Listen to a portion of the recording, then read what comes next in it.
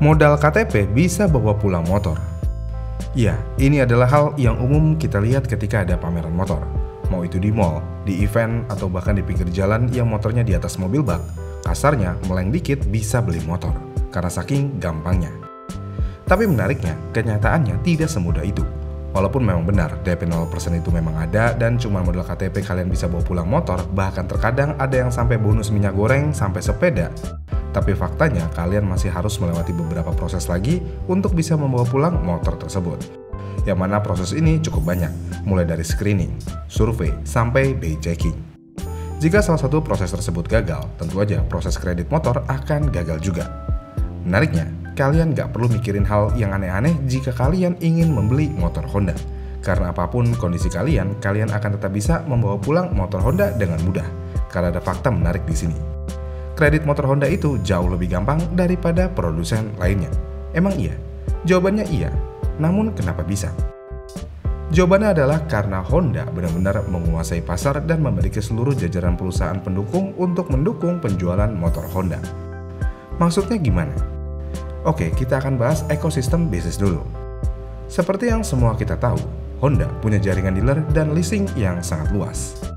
Di hampir setiap kecamatan, pasti ada showroom atau setidaknya pos penjualan Honda. Dan semua itu terkoneksi dengan leasing internal punya Astra, yaitu FIF Group. Ya, FIF Group adalah anak perusahaan Astra sama seperti Honda. Kalau udah begini, Honda ingin menjual motor, ya FIF tinggal ACC. Beres. Jadi sampai titik ini sudah jelas kalau kredit motor Honda akan jauh lebih mudah. Ini berbeda dengan produsen lainnya, katakanlah Yamaha. Yamaha memang punya kerjasama juga dengan leasing, misalnya dengan Mega Finance atau Adira. Tapi leasing tersebut bukan punya Yamaha secara langsung, yang berarti alurnya akan lebih panjang dan approvalnya tidak akan sefleksibel Honda dan FIF. Kasarnya lagi, Yamaha tidak punya kontrol penuh dari hulu ke hilir seperti Honda. Makanya kita nggak heran, screening Yamaha agak sedikit ribet jika dibandingkan dengan Honda. Iya kan? Kemudian dengan memiliki akses dari hulu ke hilir, Honda yang notabene memiliki market share sampai 70% lebih di Indonesia, mereka tentu aja memiliki target yang sangat tinggi. Bahkan terkadang target yang bikin sales pusing 7 keliling. Dan untuk meringankan pikiran sales tersebut, Honda tentu aja melakukan push penjualan lewat jalur kredit sebanyak mungkin. Dan salesnya berani mengajukan kredit motor Honda kepada siapapun. Apapun kondisi latar belakang customernya. Kenapa? Ya karena target itu tadi. Jadinya ya Honda berani ambil resiko lebih tinggi selama itu bisa mengejar volume penjualan. Kasarnya lagi, selama calon konsumennya kelihatan bisa bayar cicilan, walaupun ada sedikit cacat di BI checkingnya, terkadang konsumen tersebut masih bisa kredit motor Honda. Ini berbeda dengan Yamaha, yang mana market share Yamaha bisa dibilang cukup kecil jika dibandingkan dengan Honda. Ditambah Yamaha juga nggak punya kontrol penuh dari hulu ke hilir, yang berarti juga Yamaha biasanya akan lebih berhati-hati lagi dalam memilih konsumennya. Kalau ada cacat BI checking sedikit aja, biasanya kalian tidak akan di ACC untuk mengkredit motor Yamaha. Walaupun terkadang masih bisa dengan bantuan si sales, tapi tetap aja masih harus ada yang diperjuangkan. Ini berbeda dengan Honda, si sales palingan cuma ngomong, ini bapak punya skor BI checking yang kurang bagus, tapi jika bapak berjanji bayar tepat waktu minimal selama 6 bulan, saya bisa bantu dan motor akan dikirim besok. Mantep gak tuh? Kemudian selain itu, jika kalian perhatikan lagi, ketika lagi ada pameran motor atau booth Honda, biasanya mereka berani memasang DP serendah-rendahnya. Oke, DP rendah mungkin sudah basi, karena modal KTP aja terkadang bisa bawa pulang motor.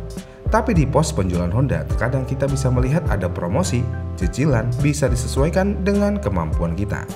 Ini nih yang sangat menggiurkan. Bayangin aja, jika kalian cuma mampu di 300.000 per bulan, maka si sales bisa menyesuaikan hal tersebut dengan tenor yang ada.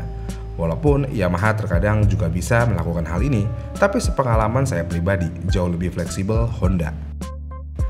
Dengan hal tersebut, kita jadi tahu kenapa Honda bisa menguasai market share sampai 70% di Indonesia. Bukan karena motornya sangat mutakhir dan sangat bagus, karena mau bagaimanapun semuanya dipermudah oleh Honda itu sendiri dalam hal penjualan motor. Namun bagaimana jika kita mengambil kredit motor Honda tapi dengan leasing selain FIF? Apakah tetap mudah juga? Jawabannya tetap mudah. Kenapa? Ya karena motor Honda memiliki mitos abadi yang sangat membantu penjualan motor Honda. yaitu harga jual kembali yang lebih stabil. Karena adanya mitos ini, Honda menang telak dalam hal pengkreditan. Karena dengan adanya ini, leasing jadi lebih berani mengambil resiko lebih lanjut. Karena jika kreditor tidak sanggup bayar motor dan motornya akan ditarik leasing akan dengan mudah untuk menjual motor tersebut dengan harga yang cukup tinggi. Tapi emang iya, harga bekas motor Honda itu stabil? Untuk mengetahui hal tersebut, kalian bisa cari tahu jawabannya di video yang ini ya. Jadi ya, dengan hal-hal yang ada, kredit motor Honda akan selalu jauh lebih gampang daripada Yamaha. Tapi bukan berarti buat kalian yang motornya sering ketarik dealer akan langsung di ACC juga ya. Karena bagaimanapun, minimal BI checking kalian harus bersih minimal selama 30-90 hari terakhir. Kalau udah begitu, seharusnya akan di-approve aja untuk kredit motor Honda. Tapi di sini saya ingin mengingatkan satu hal, pikirkan matang-matang sebelum terkena muslihat DP 0 atau modal KTP doang. Karena semakin kecil DP, maka akan semakin lama tenornya. Jika tenornya semakin lama, maka bunganya akan semakin besar. Jika bunganya semakin besar, biaya bulanannya juga akan besar. Dan kalau kalian berharap bisa mendapatkan kestabilan harga jika kalian membeli motor dengan cara kredit, kalian juga salah besar. Karena tidak ada yang namanya untung jika kalian membeli motor secara kredit. Jangankan secara kredit, secara cash aja beli motor tidak akan untung. Dan motor bukanlah barang investasi. Jadi ya, jangan tertipu dengan muslihat DP 0 atau modal KTP doang. Namun apakah ini legal?